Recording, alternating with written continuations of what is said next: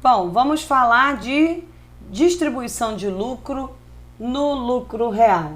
Um dos aspectos iniciais aí que a gente tem que ter atenção é que o lucro real precisa ter contabilidade. A contabilidade ela é obrigatória e ela segue aí as normas de contabilidade. Então, o que vai acontecer aí? Na hora de distribuir o meu lucro, eu tenho que verificar qual foi o lucro que a empresa teve, tá? Vou verificar qual foi o lucro que a empresa teve e vou fazer a distribuição. Então, o que eu vou levar em consideração aí? É isso que nós vamos mostrar nesse vídeo, tá? Então, eu faço a minha contabilização, tá? De acordo com os princípios contábeis e chego aqui no meu lucro contábil. Faço a provisão aqui do imposto de renda e da contribuição social de acordo com o que eu tive na apuração, seja lucro real trimestral ou anual, e chega ao meu lucro contábil. O que eu distribuo não é o meu lucro fiscal, tá? A minha distribuição de lucro é o meu lucro contábil. É o lucro que está na minha demonstração de resultado do exercício. Então, é esse lucro líquido, ou resultado líquido, né, que eu vou distribuir.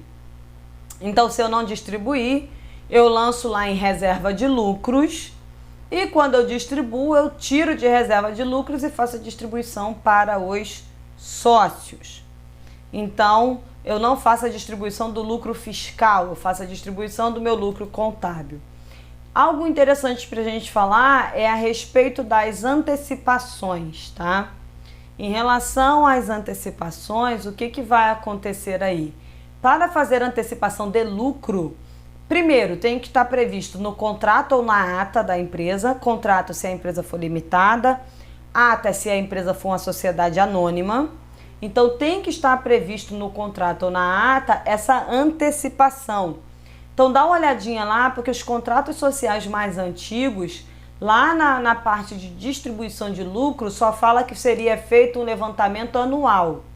Então tem que ter lá um parágrafo falando que pode ser feito a antecipação ao longo do ano, tá? Em algum momento. Desde que eu tenha lucro contábil, claro, eu não vou antecipar um lucro que a empresa não tem, não existe isso. Então eu preciso ter o quê? Eu preciso ter um balancete dizendo que eu tive lucro e eu preciso ter o contrato ou a ata dizendo que pode ser antecipado esse lucro. Lembrando que lucro, distribuição de lucro, não é tributado no Brasil, tá? Então a distribuição de lucro não é tributado no Brasil, eu posso fazer o levantamento aí da minha demonstração de resultado do exercício, tive lucro contábil, distribuo o lucro.